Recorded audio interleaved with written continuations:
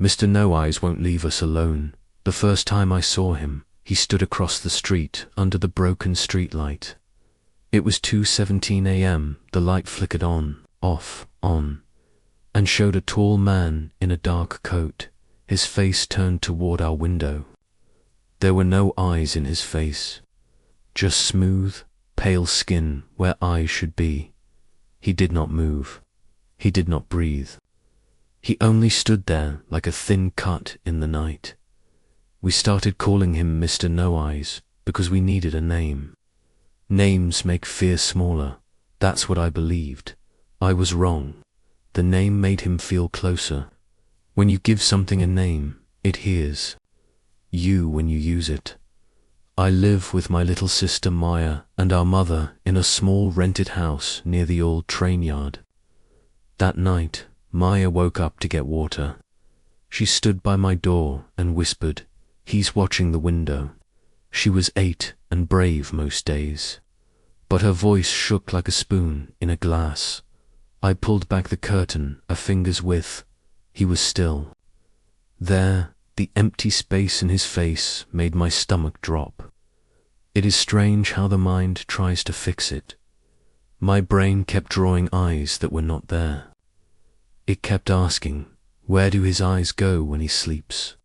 It kept answering, he does not sleep. We did what scared people do. We turned on every light. We checked all the locks twice.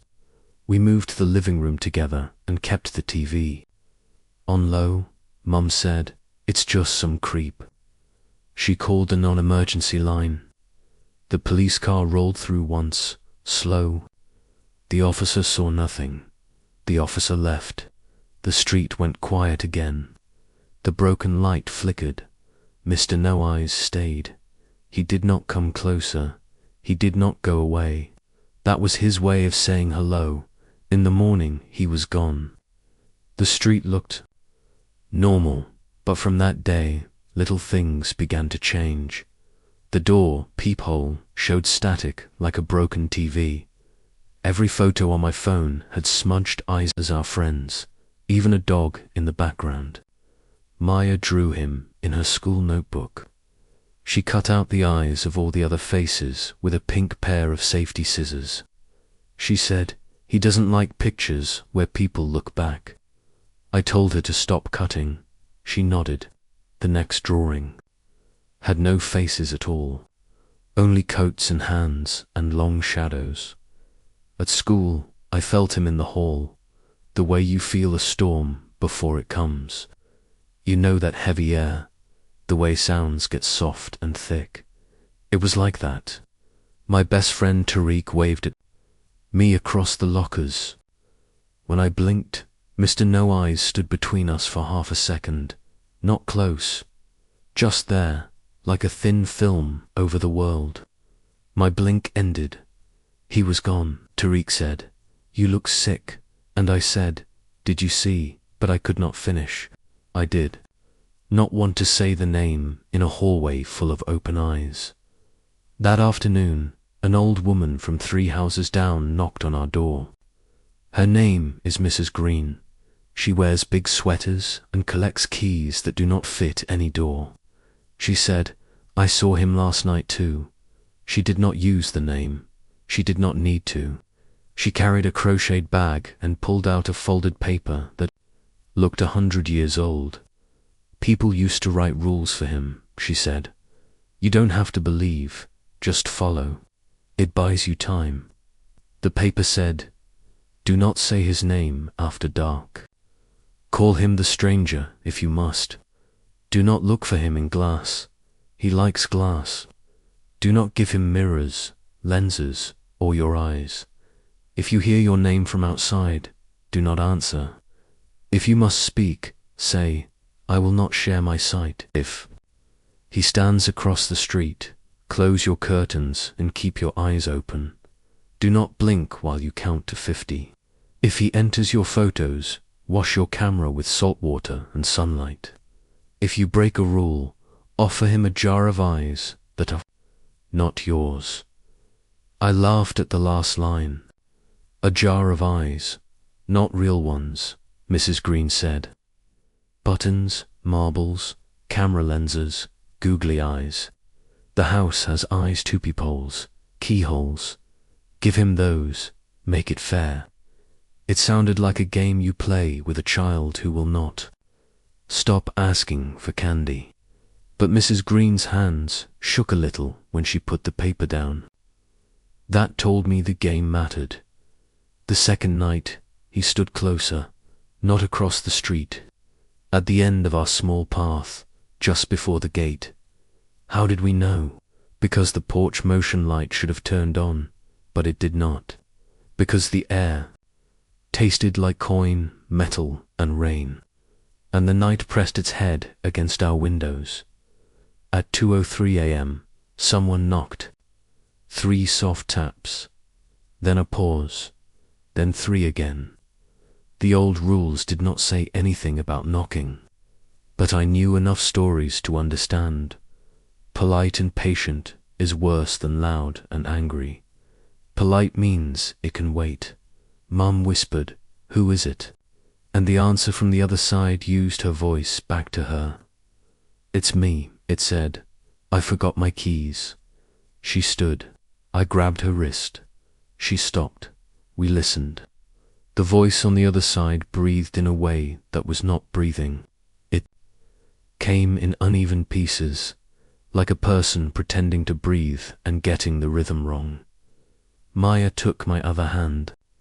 "Count with me," she said quietly. We counted to 50 without blinking. It burned. Tears ran. The knocks stopped after 35. By 50, the porch light flicked on. Nothing stood by the gate. At breakfast, we were brave and stupid and said the name again because it was daytime. We told each other it was fine. We bothered the world with our talking. The world minded. On the third morning, my phone camera would not open. When it finally did, the screen showed a dark oval where the camera lens was. It was like a thumb over the lens, but my thumb was not there. The oval slowly peeled away like a wet sticker. Something had been looking back. That night, we followed the rules. We turned the photos face down. We covered TV screens with towels. We took the long mirror off the wall and slid it under the bed. We put a strip of tape over the peephole. We kept the curtains shut. We sat in the living room with a bowl of salt, a jar, and a pile of eyes Mrs. Green helped us gather. For marbles, 8 buttons, 2 cheap googly eyes from Myers. Craft box, the dead lens from an old disposable camera, and the metal eyelet from a torn shoe. At 3:11 a.m., the house got quiet in a way that had weight. Even the fridge stopped humming for a beat. "Don't say his name," I reminded. Maya whispered, "He doesn't need it." The knocks came again. 3 paws, 3 paws. Then my own voice through the door. "Open, okay, it's me, I forgot." My keys. It copied the exact tired smile I wear when I say okay. It used my mouth. Hearing yourself outside your own house is a very special kind of fear. It makes your heart step 1 inch to the left. We did not speak. We counted 2. 50. We did not blink. He knocked a 4th time. That was new. The porch light flicked off as if a hand covered it. Mom picked up the jar. "If a rule breaks," she said, "make an offer." Her voice shook, but she held the jar tight like it was a baby. We filled it with the buttons, the marbles, the googly eyes, the dead lens, the eyelet. We added a pinch of salt, then another. We screwed the lid on. We carried the jar to the door and set it on the floor inside the line of light. We did not open the door. We spoke together, low and slow, 1 word at a time. We will not share our sight. We will not share our sight. We will not share our sight. The jar ticked softly, like glass equalizing to a temperature. Then something tapped it back, not from outside, from inside the jar. A shape leaned against the door on the other side.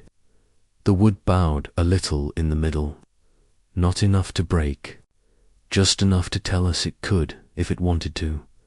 The tapping on the jar stopped. The door went straight again. The porch light flicked on by itself. We waited.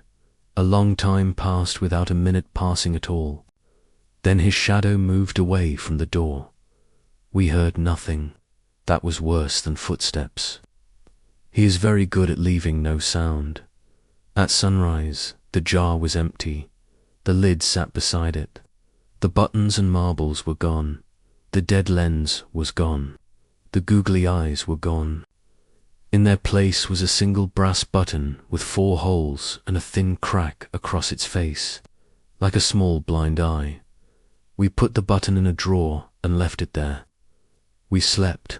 We pretended the day was our shield. But Mr. Noizor, the stranger, if you like, does not forget. He followed us in softer ways, at the bus stop. I blinked, and he stood between cars, face turned to me. I blinked again, and he was gone. Every time I blinked, he took 1 step closer. I tested it once in the school restroom, which was stupid. I stared at the stall door and blinked fast, 10 times, on purpose. On the 10th blink, a hand with 2 many knuckles slid under the stall wall and tapped the tile like a drummer. I held my breath until I almost passed out. The hand withdrew like a picture folding up. "Don't do that again," Tariq said when I told him. He did not laugh at me. Friends who do not laugh are worth keeping. Maya found new rules on the back of the old paper. We did not see before. He moves on your blinks. He listens when you say see. He stands where the light is broken. To keep him outside, leave a light on and do not blink until the bulb warms. It sounds silly, but we tried it. We changed every bulb in the house. We bought the cheap ones that take a second to reach full brightness. At night, when we turned on the porch light, we stared at it together and did not blink until it got bright. Tears ran, noses dripped, but it worked. As the porch light warmed, the shadow at the gate stepped back, as if the heat pushed him away. For a week, he stood at the far corner by the trash cans. He stood where the light fell weak. He stood where a person might think a person stood, and not be afraid. We were still afraid. On the 9th night, Mum forgot and said, "I don't want to see him again." And the power went out for 3 seconds, like someone pinched the house between finger and thumb. When it came back, he was at the window, not pressed to it. Just there, a breath from the glass, his blank face a pale coin. We counted to 50. We did not blink. He did not test the glass. He just waited, like a man at a bus stop in a city where buses never come. "What does he want?" Maya asked. She kept her eyes open, so wide they watered. She is 8 and brave and small, and I am proud of her for all the things she should never have to be brave about. "He wants us to give him eyes," I said, and the truth of it felt heavy in my mouth. "He wants us to watch him until we cannot stop. He wants us to blink when he wants, not when we want. So we don't," she said. "So we don't." I said, "And if we break, we buy time." We made more jars. We filled them with more eyes that were not ours. We learned small tricks. We learned to say look instead of see. We learned to turn away from mirrors and screens after dark. We learned that his favorite hour is the minute after 3 o'clock, when everybody who tried to stay awake finally closes their eyes without meaning to. He still comes. He stands under the broken streetlight. He stands at the end of the path. He stands by the window when the power flickers. He stands in the space between two blinks. He is patient. He is polite. He is empty where eyes should be, and that emptiness is a mouth that wants. If you ask me, did you get rid of him? I will tell you the truth. No. Mr. No Eyes won't leave us alone. But we made rules, and we made jars, and we made our house into a place where our eyes belong to us. It is not perfect. It is not safe. Forever. It is enough for now. Last night, I woke at 2:17 a.m. The porch light was on. The broken street light across the road flickered. He stood there, as always.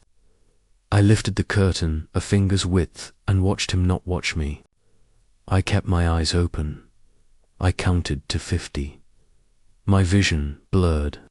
My eyes burned. I whispered, I will not share my sight. He did not move. When I reached 50, he stepped back one pace into the soft dark between two lights and became only the idea of a man. I let my eyes close. In that red darkness behind my lids, I saw him clear and close, and for a heartbeat I felt him try to step into the place where dreams live. I opened my eyes fast. I put my hand on the jar on the table. It ticked once, like a clock. Somewhere, outside, something thin tapped the porch rail and then left it alone. Morning came. The photos on my phone were still smudged, but less. Maya drew a picture of our house with big, bright circles for windows and a giant sun. No one cut out the eyes. Mrs. Green left a small paper bag on our step. More buttons, more marbles, and a note that said, "For when he asks again, he will ask again. That is what he does. We will answer the way we have learned to answer. With light, with jars, with rules, with the slow courage of not blinking when it matters. And if you ever see a tall man where a light is broken and his face looks wrong because something important is missing, do not say his name. Do not say. See, do not give him your eyes. Count to 50. Keep what's yours. He is patient, yes, but so are we.